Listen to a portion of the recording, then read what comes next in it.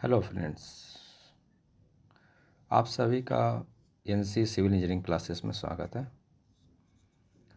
अब हम एक नया पैटर्न नया क्लास शुरू करने जा रहे हैं, जिसमें हम बेसिकली यहाँ पर डिस्कशन किया जाएगा PYQ, जो कि ESE लेवल करेंगे, जो आपके एग्ज़ाम आने वाले अपकमिंग एग्ज़ाम जैसे कि MPPSC AE 2024, SSC JEE mains and pre, Haryana PSC AE and UPPSC AE जो कि अपकमिंग है।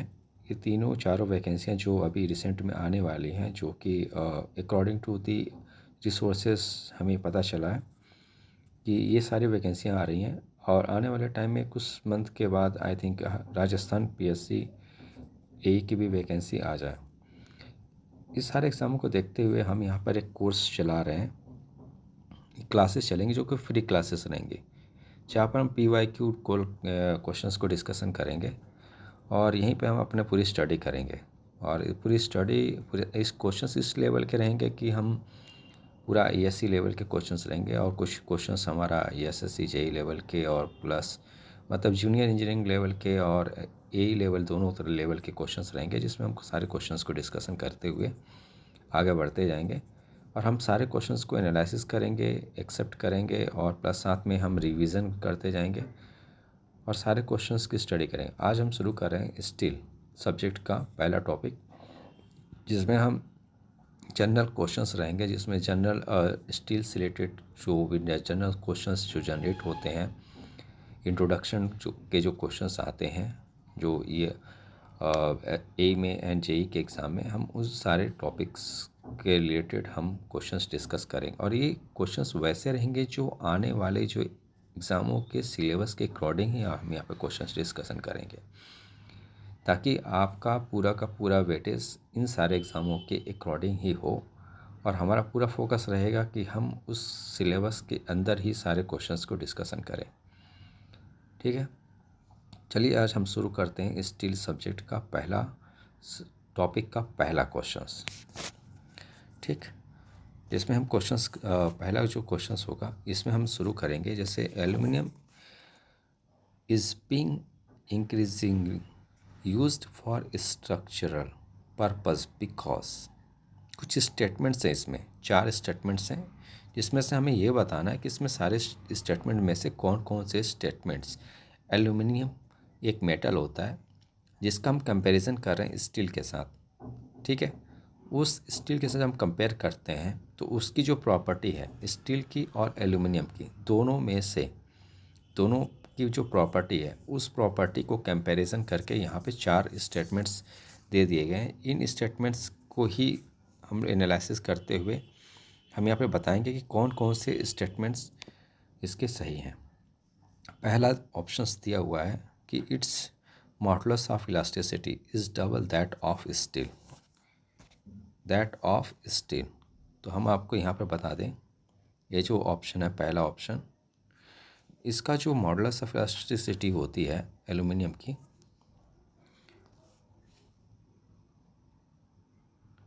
ई aluminium is equal to 1/3 ES, मतलब स्टील की। तो फर्स्ट ऑप्शन इज रॉन्ग। ठीक, coefficient of thermal expansion is half that of steel, sorry, ये भी wrong option. क्यों? क्योंकि जो कोफिशिएंट ऑफ थर्मल एक्सपांसन जो होता है ये 2 टाइम्स होता है। कितना times? 2 times.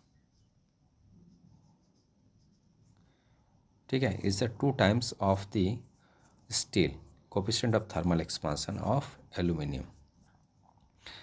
Option number third, sorry statement number third है कि it's required less maintenance, it's correct answer. Option is correct. क्यों? क्योंकि जब मेंटेनेंस वर्क होता है स्टील में हमें रेगुलरली करने पड़ते हैं, लेकिन जो एल्यूमिनियम होता है उससे मेंटेनेंस कम से कम चाहिए होता है। Strength to the unit weight ratio of aluminium is high, ये भी करेक्ट ऑप्शन है, क्योंकि स्ट्रेंथ जो इसकी वैल्यू होती है टू द एल्यूमिनियम का रेशियो जो होता है, strength to the unit weight का जो रेशियो होता है वो एल्यूमिनियम की ऑलरेडी क्या होती है? हाई होती है। तो इस प्रकार हमारा 3 and 4th option is correct, मतलब option number D is correct. Option number D is correct. Okay, अब हम चलते हैं नेक्स्ट एनालिसिस की तरफ, जिसमें हम आपको बताएंगे इसकी पूरी एक्सप्लेनेशन, पूरी थ्योरी। पहला हमने जो ऑप्शन आपको थ्योरी बताए थे, स्टील का जो modulus of elasticity is 3 times of the aluminium, ये पहला ऑप्शन आपका करेक्ट, ये वाले हो गया। सेकंड जो है, coefficient of thermal expansion of aluminium is about twice, ये भी हमने अभी डिस्कशन किया था, ये भी सही हो गया। ठीक है। एंड जो आपका जो थर्ड ऑप्शन था, aluminium's require less maintenance than steel as per the is prone to the rusting, बिल्कुल, क्योंकि इसमें जो रस्टिंग्स की जो प्रॉब्लम्स होती है वो स्टील में ज़्यादा चांसेस होते हैं, दैट्स वाई इसमें मेंटेनेंस ज़्यादा चाहिए होता है, लेकिन स्टील में, एल्यूमिनियम में कम से कम चाहिए होता है, क्योंकि इसमें चांसेस कम होते हैं ना रस्टिंग के। एंड जो अपना जो फोर्थ स्टेटमेंट है, strength to the unit weight ratio,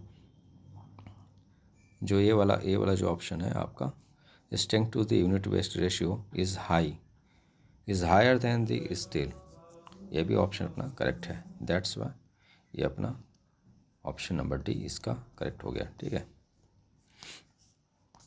and now अब हम अगेन सेकंड ऑप्शन में सेकंड क्वेश्चंस पे जाएंगे, जिसमें हम ये डिस्कशन करेंगे कि which of the following method of design is not suitable for structure subjected to the impact and fatigue, ये बहुत ही नोटेड पॉइंट है, इम्पैक्ट एंड फटिग, ये दो वर्ड्स बहुत इंपॉर्टेंट है। क्वेश्चन डायरेक्टली ये कह रहा है कि ऐसा कौन सा स्ट्रक्चरल डिज़ाइन मेथड है, ठीक है, जो कि सूटेबल नहीं है। ये ऑप्शन आप क्वेश्चन फिर से रिवाइज कीजिए, सूटेबल नहीं है। कब सूटेबल नहीं है? जब वो इम्पैक्ट और फटिग से सब्जेक्टेड हो, इम्पैक्ट और फटिग से सब्जेक्टेड हो, तो वैसे हमें सब्जेक्ट फाइंड आउट करना है। जो सिंपल डिज़ाइन मेथड होता है, इसका हम डायरेक्टली आपको हम एक्सप्लेनेशन के थ्रू हम समझाते हैं कि इसमें एग्जैक्ट में होता क्या है। ये देखिए,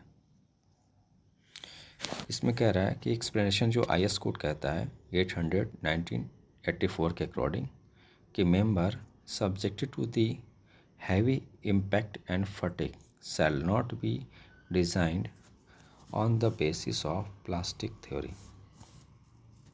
समझ रहे हैं आप? मतलब प्लास्टिक थ्योरी पे जो डिज़ाइंड होते हैं स्ट्रक्चर, वो इम्पैक्ट एंड फटिग के लिए सुटेबल नहीं होते।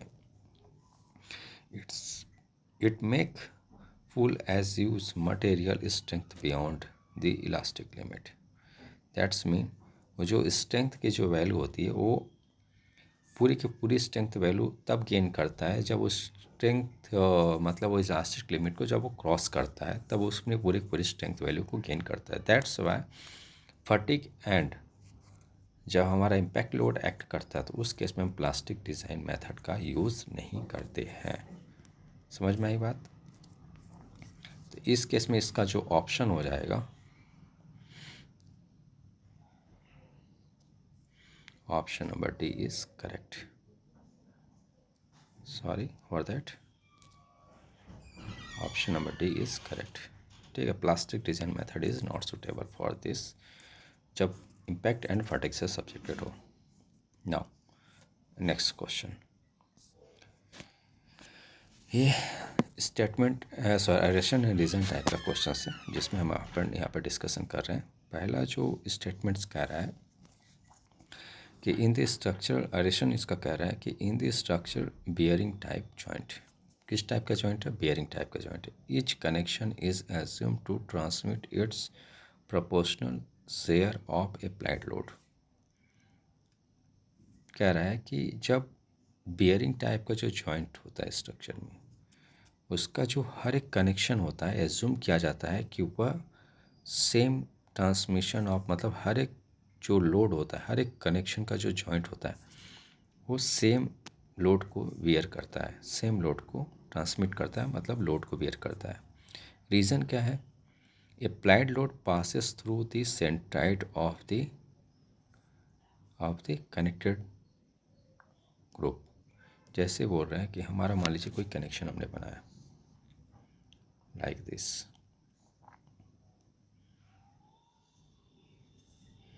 ठीक है, ये हमारा कोई गज़ेट प्लेट है जिसमें हमने क्या किया, यहाँ पे लोड अप्लाइड कर दिया, हमने यहाँ पे 4 वोल्ट कनेक्शन कर दिया। ठीक है, जब हमने इस पर कनेक्शन दिया है, हमारा पी लोड एक्ट कर रहा है। तो बोल ये रहा है कि यदि हम पी लोड देते हैं तो ये पूरा का पूरा लोड जो है ये ग्रुप ऑफ सेंट्राइड, मान लीजिए ग्रुप ऑफ सेंट्राइड हमारा यहाँ पर है।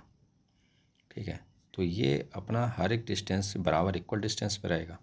तो ये इक्वल डिस्टेंस में होने के बावजूद भी ये सारे के सारे लोड इक्वली रूप से ट्रांसफ़र होंगे। क्यों? क्योंकि ये जो ग्रुप का लोड होता है ये डायरेक्टली, जब हम इसको नॉर्मलाइज करते हैं तो ये अपना डायरेक्टली यहाँ पे आ जाता है, सेंट्राइड पे एक्ट करता है और इसका जो मोमेंट होता है ये ऐसे एक्ट करने लगता है। मान लीजिए यहाँ से यहाँ तक अपना जो डिस्टेंस है वो ई है, तो मोमेंट आ जाता है पी ई, लोड जो होता है पी यहाँ पे एक्ट करता है। तो इस केस में सारे के सारे लोड क्या होते हैं, इक्वली रूप से शेयर किया जाते हैं और लोड क्या होता है, सेंट्राइड पे पास करता है। दैट्स वाई ये हमारा सारे के सारे जो बोल्ट्स लगे होते हैं इक्वली लोड को शेयर करते हैं। तो ये स्टेटमेंट्स का है आपका, यहाँ पास मैं आपको एक थ्योरी समझा रहा हूँ। ठीक है, उसका एक्सप्लेनेशन है, it is one of the basic assumption in the bearing type joints that each connection is assumed to transmit its proportional share of applied load if applied load passes through the centroid of the groups। मतलब इसके according हम जाएं तो इसका जो answer होगा exact में, इसका रेशन ये कह रहा है कि आप कि इसका जो रेशन का जो स्टेटमेंट है ये तो करेक्ट है ही, और इसका करेक्ट रीज़न ये दे रहा है। मतलब assertion is option number A का आपने लगाया होगा। कैसे ऑप्शन नंबर ए होगा? क्योंकि अरेशन इज़ का जो करेक्ट एक्सप्लेनेशन दे रहा है रीज़न। दैट्स वाई इसका जो आप ऑप्शंस जो आते हैं उसके अकॉर्डिंग ये आपका ऑप्शन होगा कि assertion is correct, gives reason is correct for the assertion. That's why option number 1। Now हम अब नेक्स्ट क्वेश्चन पे चलते हैं। ये भी हमारा स्टेटमेंट एंड वाले सॉरी अरेशन एंड रीजन का क्वेश्चन है, तो हम इस पर भी थोड़ा डिस्कशन कर ही लेते हैं। ठीक है, क्या है, portal bracing should be used only in the throat bridge where cross frame can not be used. Reason, portal bracing cause bending moment in the end frame. Portal bracing होती क्या है, मैं आपको समझा रहा हूँ। देखिए, ये कोई एक थ्योरी है जिसमें हम आपको पूरा क्लियर हो जाएगा कि उस स्टेटमेंट जो कह रहा है वो करेक्ट है कि नहीं है। इन दी थ्रॉट ट्रस, ठीक है, truss bridge diagonal bracing is not provided. ठीक है, and post are tie together to form a rigid frame called the Porter frame. It transmits the end reaction of the top lateral truss to the abutment. The portal bracing should be as deep as head room allow. Show minimum bending stress in the end post and provide maximum rigidity. Also, portal bracing will cause bending moment in the end post. मतलब आपको पूरा clear हो गया कि bending moment porter bracing में cause होता है। तो क्या बोला है कि porter bracing should be used only in the world. ये तो बिल्कुल गलत हो गया, क्योंकि पहला स्टेटमेंट क्या बोला है कि थ्रॉट ट्रस में diagonal bracing is not provided. मतलब ये ऑप्शन नंबर, मतलब assertion is incorrect and portal bracing cause the moment, मतलब ये सही है। ठीक है, मतलब assertion is wrong, reason is correct. Next question में हमारा क्या कह रहा है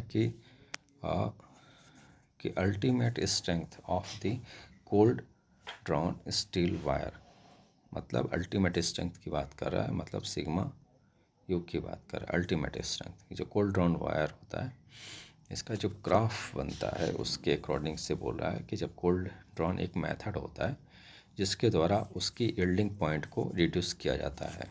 ठीक है, अब ये बोल रहा है, ऑप्शन नंबर ए बोल रहा है कि increase with increase in the dia of the bar. Second B option बोला increase with reduction in the dia of the bar. Do not depend on the change in the dia of the bar. क्योंकि हमको इतना पता है कि inversely proportional to the area होता है, stress is inversely proportional to the area. ठीक, ये चीज़ें तो पता होगा ना। तो जितना ज़्यादा डाया कम होगा स्ट्रेस की वैल्यू उतनी ही बढ़ेगी। तो option number B is correct. Simple सा कॉन्सेप्ट, यहाँ से आप इसकी थ्योरी समझिए। Most common method of for increasing the tensile strength. कौन सा मेथड की बात कर रहा है, मतलब ये मेथड की बात कर रहा है कोल्ड ड्रॉन मेथड। ठीक है, CDM, जिसके अकॉर्डिंग क्या होता है, method for increasing the tensile strength को बढ़ाने के लिए स्टील की इसका ये मेथड का यूज़ किया जाता है। For pre stressing is, pre stressing मतलब उसकी स्ट्रेंथिंग की जाती है, is by cold drawn high tensile strength bar is through a series of due. The process of cold drawing tends to reading the crystal and strength of the matter. मतलब कह रहा है कि ये एक ऐसा मेथड है जिसमें उसकी स्ट्रेंथ को बढ़ाई जाती है। तो स्ट्रेंथ बढ़ाई कैसे जाती है, उसकी डाया को रिड्यूस करके। बात क्लियर हुआ? Yes, no. ये इसका नेक्स्ट आगे की थ्योरी है। Wire is increase by increasing drawing, मतलब उसकी वायरिंग को इसकी इंक्रीज किया जाता है so that the strength of the wire increase as dia of decreases. Ductility of the wire is somewhat decrease as result of cold drawing which is disadvantage. Now next question, carbon content in the steel structure. बहुत important question. Carbon content in the steel structure कितना percent होता है? ये देखिए, हम आपके पास कुछ table लाए एक, यहाँ से आपको पूरा से आई थिंक डॉट आपका क्लियर हो जाए। देखिए, वर्स्ट आयरन का जो कार्बन कंटेंट होता है लेस देन 0.1% होता है, स्टील का 0.1 से 0.25% होता है, हाई कार्बन स्टील का 0.5 से 0.95 होता है, कास्ट आयरन का 2 to 4% होता है। ये इम्पॉर्टेंट है क्योंकि ये अक्सर जेई के एग्ज़ाम में पूछ लेता है। ठीक है, तो वॉस्ट आयरन में लेस देन 0.1%, स्टील के लिए 0.1 से 0.25%, हाई कार्बन स्टील के लिए आपका होता है, इसमें भी आपके 3 कैटेगरी होती है। लो कार्बन स्टील, इसका होता है लेस देन 0.25% से कम। ठीक है, एंड मीडियम कार्बन जो होता है, मीडियम कार्बन इसकी जो होती है 0.25 से 0.25 to 0.55। ठीक है, लेस देन 0.25 से जो होते हैं उसको लो कार्बन स्टील कहते हैं, मीडियम कार्बन स्टील कहते हैं 0.25 से 0.55, एंड हाई कार्बन स्टील जो होता है 0.55 से 0.95 होता है, एंड कास्ट आयरन के लिए 2 to 4% होता है। ठीक है, क्लियर हुआ? दैट्स मीन इसका ऑप्शन कौन सा हो जाएगा, कौन सा ऑप्शन हो जाएगा? Option number B is correct option. ठीक, नाउ नेक्स्ट क्वेश्चन देखिए। अब हम नेक्स्ट क्वेश्चन पे आगे बढ़ते हैं। ये क्वेश्चंस क्या कर रहा है कि in the case of structure steel section the minimum ratio of thickness of element in the compression in terms of their outstanding length is specified to prevent. कह रहा सीधी सा क्वेश्चन ये बोल रहा है कि यदि हम स्ट्रक्चर स्टील में यदि हम मिनिमम रेशियो रखते हैं, ठीक है, मिनिमम रेशियो ऑफ थिकनेस रखा जाता है, तो उसका रखने का क्या फॉर्मूला होता है? ठीक है, किस केस में? आउटस्टैंडिंग के केस में। क्योंकि हमको पता है कि आउटस्टैंडिंग होता क्या है, मैं आपको बता देता हूँ। लाइक हमारा सॉरी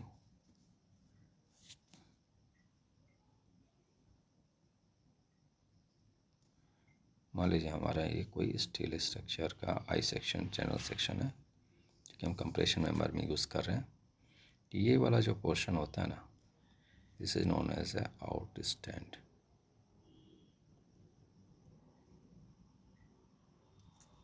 ठीक है, जिसकी वैल्यू जो होती है बेसिकली थिकनेस में नापी जाती है। जो आउटस्टैंड की वैल्यू थिकनेस में लिया जाता है। कैसे लिया जाता है मैं आपको अभी आगे बता रहा हूँ। ये ये वाले जो बी दिख रहा है ना, बी आपका आउट स्टैंड है। एक और कंप्रेशन फ्लैंज होता है, ठीक है। ये आपका क्या होता है, कंप्रेशन फ्लैंज होता है, ठीक। इसके लिए जो B by thickness of flange का जो ratio not be more than 16 होना चाहिए और कंप्रेशन फ्लैंज के लिए।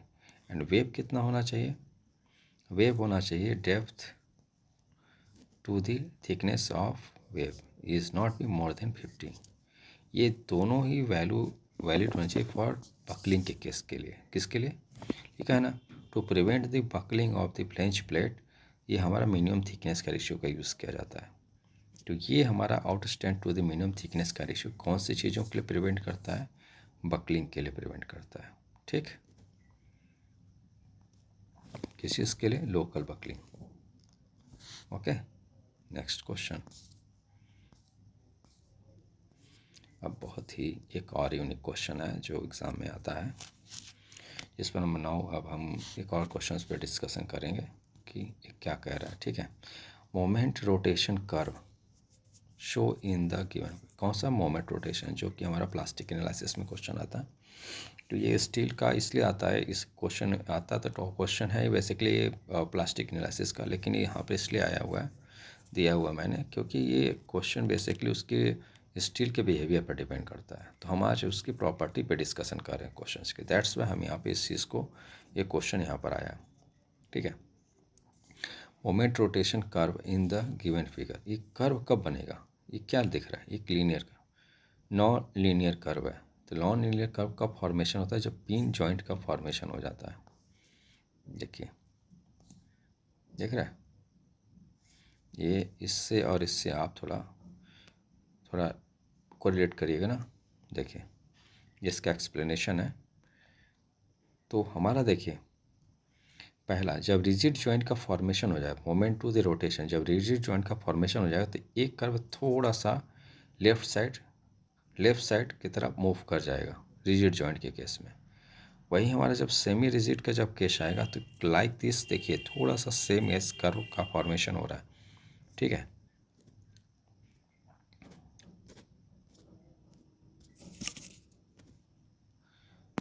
सेम कर्व का फॉर्मेशन हो रहा है, तो मतलब ये कर्व और ये लगभग सेमी रिजिड का जो ऑप्शन जा रहा है, ये करेक्ट ऑप्शन जा रहा है, ठीक। तो इस प्रकार से हम कह सकते हैं कि ये वाला जो ऑप्शन है ये बिल्कुल गलत हो जाएगा, क्योंकि ये तो जा ही नहीं रहा है, तो मतलब रिजिड का तो कोई ऑप्शन नहीं आ रहा है। सेमी रिजिड का सेम कर्व, लेकिन फ्लेक्सिबल का देखिए कितना फ्लैट कर्व होता है, मतलब यहाँ से ऐसे ऐसे जाएगा कर्व, और ये वाला कर्व जो है रिजिड का कुछ ऐसे जाएगा, एंड पिन का सिर्फ और सिर्फ रोटेट कर जाता है। तो पिन पे का मोमेंट आता ही नहीं है, तो मोमेंट की वैल्यू यहाँ पर क्या, जीरो होती है, इसलिए फ्लैट लाइन का फॉर्मेशन का, हॉरिजॉन्टल लाइन का फॉर्मेशन करता है, ठीक। दैट्स मीन अपना जो ऑप्शन होगा सेमी रिजिड का होगा, ठीक। नाउ नेक्स्ट क्वेश्चन, ये अपना आई थिंक आज का लास्ट क्वेश्चन होगा जिसमें हम आज डिस्कशन कर रहे हैं, ठीक है।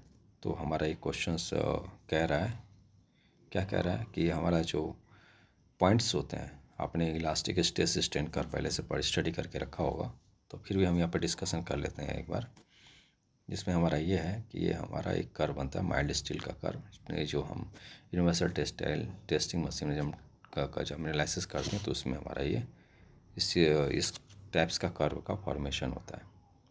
ये अपना मान लीजिए हमारा स्ट्रेस है और हमारा स्ट्रेन है, ठीक है। ये सेम स्ट्रेस का स्ट्रेन कर्व है, तो हम इसी ग्राफ में स्टडी कर लेते हैं, डोंट वरी, हम इसी जो प्लॉटिंग किया हुआ हम इसी में स्टडी कर लेते हैं। जो अपना 0 टू, ये मान लीजिए 0 पॉइंट है, ठीक है। 0 to 4 का जो कर्व होता है ना, ये इलास्टिसिटी को शो करता है।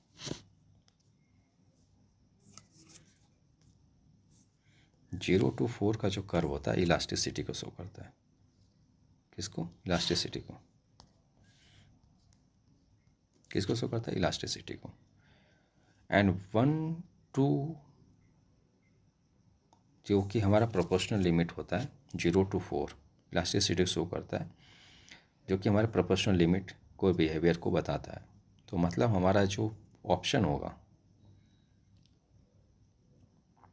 4, तो हमारा जो ये इस पर चला जाएगा एक ऑप्शन, तो हमारा इसके लिए जो होगा, इसके लिए 4 ऑप्शन जाएगा, इसके लिए प्रोपोर्शनल के लिए 4, क्योंकि ये हमारा इलास्टिक टू प्रोपोर्शनल को शो करेगा। एंड ये जो होगा 0 to 3, ये अपर यील्ड पॉइंट तक पहुंचने के लिए कर्व शो करता है। ये वाला पॉइंट जो होता है अपर यील्ड पॉइंट का होता है, अपर यील्ड पॉइंट, ठीक है। तो दैट्स वाई ये वाला जो ऑप्शन होगा, ऑप्शन नंबर 3 यहाँ पे जाएगा, ठीक। रप्चर स्ट्रेंथ, ठीक है, ये होता है। इसके बाद 3 to 2 का जो पोर्शन होता है इसको हम लोग कहते हैं स्ट्रेन हार्डनिंग। 3 to 4 का होता है स्ट्रेन, सॉरी ये होता है स्ट्रेन हार्डनिंग का पोर्शन, ठीक है। तो ये स्ट्रेन हार्डनिंग जब कंप्लीट हो जाता है तो उसके बाद रप्चर आता है। दैट्स मीन जो 2 पॉइंट्स होगा वो क्या शो करेगा, 2 पॉइंट्स शो करेगा rupture strength, rupture strength. That's mean ये ऑप्शन नंबर 2 पे जाएगा, सी के लिए 2। एंड जो आपका अल्टीमेट, सॉरी गलती हो गई, मेरे से एक मिस्टेक्स हुआ है, मैं आपसे कुछ गलती कर, क्योंकि जो पॉइंट 2 होता है इसको this is called as a ultimate strength point, ultimate strength point, ठीक है। आफ्टर द स्ट्रेन हार्डनिंग के बाद अल्टीमेट स्ट्रेंथ पॉइंट आता है, तो ये पॉइंट 2 हो जाएगा, ultimate strength point. And rupture मतलब दैट्स मीन फ्रैक्चर। ये वाला पॉइंट जो 1 नंबर पॉइंट है वो होता है रप्चर स्ट्रेंथ, या फिर इसे फ्रैक्चर भी कहा जाता है, कहीं कुछ कुछ बुक्स में फ्रैक्चर भी लिखा रहता है। तो ये अपना जो होगा ये ऑप्शन नंबर 1 शो करेगा, ठीक है। तो इसमें ऑप्शन मैच कीजिए कौन कौन सा क्या आ रहा है।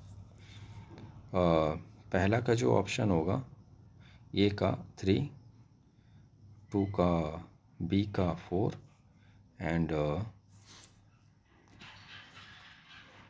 इसका सी का 1 एंड 2 का, मतलब option number 1 is correct option, ठीक। अब हम इसके एक्सप्लेनेशन पे जाते हैं। देखिए ये आपका एक्सप्रेशन है जो मैंने समझा दिया, ठीक। अब हम कुछ चीज़ें कल के लिए छोड़ देते हैं, अब हम नेक्स्ट क्लासेस में हम इसकी डिस्कशन करेंगे बाकी का सेशन, ओके, ठीक है। Thank you so much for watching my video.